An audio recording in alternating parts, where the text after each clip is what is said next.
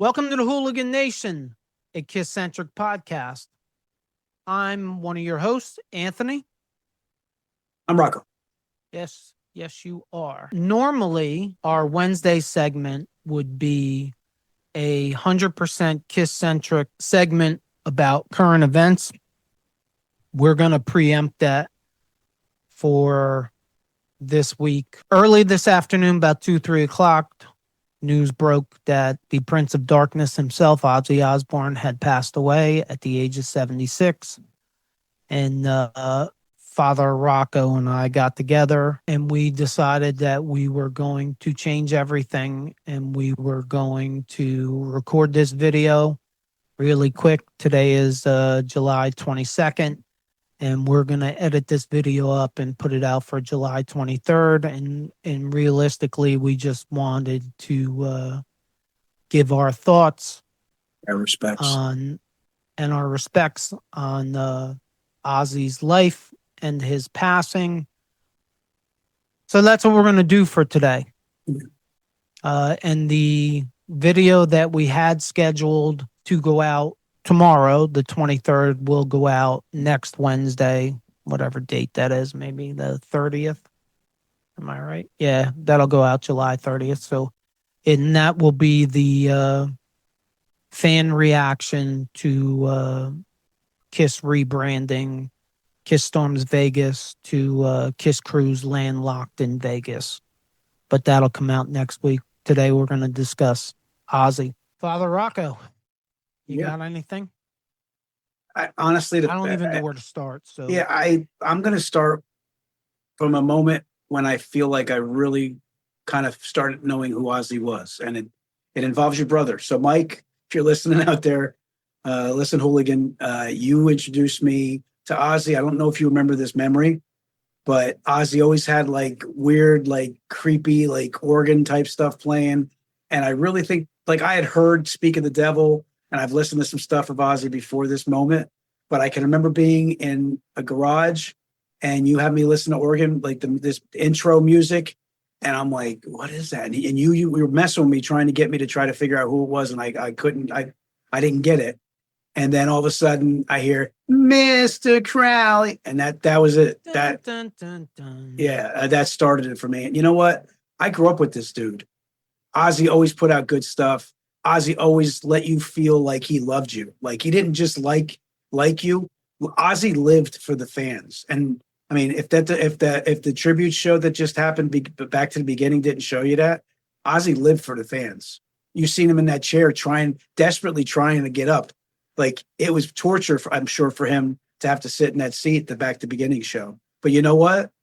And I'm just gonna sum up my little statement here by saying, everybody should want to be able to say goodbye to the people they love before they go, and he did. I don't even know where to begin. My Ozzy journey begins with Randy Rhoads. Yeah, you know what, too? Like Ozzy was always entertaining. He was always a character. That's putting it lightly. But not unlike KISS. I mean, there's plenty of bands, plenty of singers that go out there and just do their thing. And then there's artists like Ozzy and KISS that go over the top completely differently. Born performers. Biting the head off a bat, biting the head off a dove, all the crazy things. I mean, reality television. Didn't he snort ants too with Molly Crew? He did snort. He snorted ants and licked piss, I believe. Jeez. His own, which I guess is technically, I don't. The point. You're going in a bad direction. The point is, Ozzy was always a character. It was great to grow up with a character like Ozzy, and just like Father Rocco said, Ozzy was introduced to me by my brother, who is holding out for some big contract to come on here or something. But we grew up with Randy Rhoads, Jakey Lee, Zakk Wylde, and so on. These are all legendary guitarists that were introduced by Ozzy.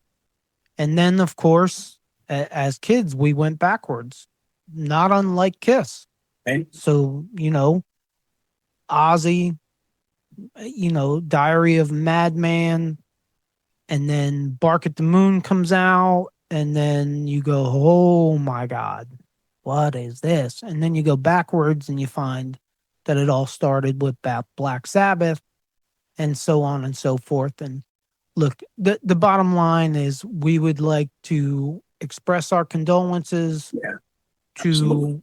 all the Ozzy fans, all the Black Sabbath fans, to all the members that played with Ozzy. Ozzy and Jakey Lee just spoke to each other for the first time in, I think, 40 years. That's what I'm saying, man. He was able to close everything out. Like, at least he went on his terms, man. And finally, our condolences to Sharon and his family. Ozzy made it to 76. I'm pretty sure Ozzy would say this himself. No one knows how Ozzy made it to 76. Sharon does. Uh, Sharon had a lot to do with it. Like, if you don't know much about Ozzy, just start Googling and you'll know what I'm talking about. It's kind of crazy to me. I'm not a very emotional person at all. It hit me like a ton of bricks It today. hit me. I am an emotional person, and it definitely hit me too. When you told me, I paused for a minute when you're the one who told me. I paused for a minute. I was like, it's crazy because, like, we don't know any of these people.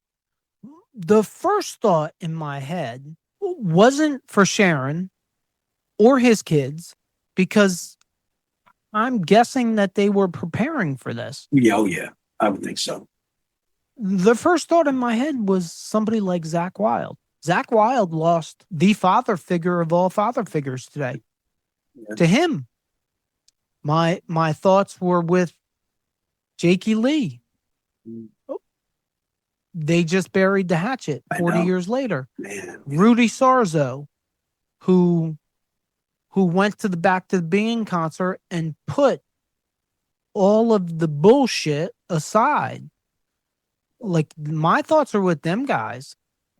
People that I've never met, I don't know, other than seeing them on television and listening to them on records. For the bands like Anthrax, like Mastodon, like Lizzie Hale, that all flew to England. And thank God, Ozzy got to say goodbye. Absolutely. I mean, you could not ask for a better cherry on top of his roller coaster life than that. And then, very well said. I don't know, what is it, 10, 12 days later, maybe? Maybe it's a little more than that. 2 weeks later. 2 weeks later, he dies. I wish he was still here, but hey, if you got to go, I'm glad it was today and wasn't 3 weeks ago or a month ago. Right.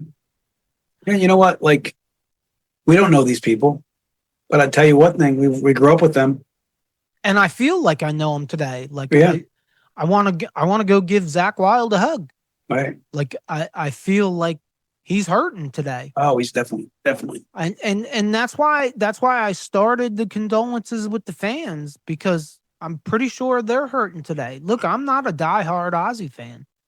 I can't tell you that I listen to Ozzy like I listen to KISS, but it does really drive it home. Hey, all these guys from KISS, they're not getting any younger. Yeah, it makes you realize that there's an end of an era coming. Like, none of us are getting any younger, right? Especially you, because you're old. Yeah, I got you by at least 10, 12 years. 5. That's an important 5 years. Yeah, you're right behind me, man. You're gaining on me. I'm not gaining on you. As always, if you made it this far, thank you for supporting us. And don't forget, if it's too loud, you're too old. Peace out, Hooligan Nation.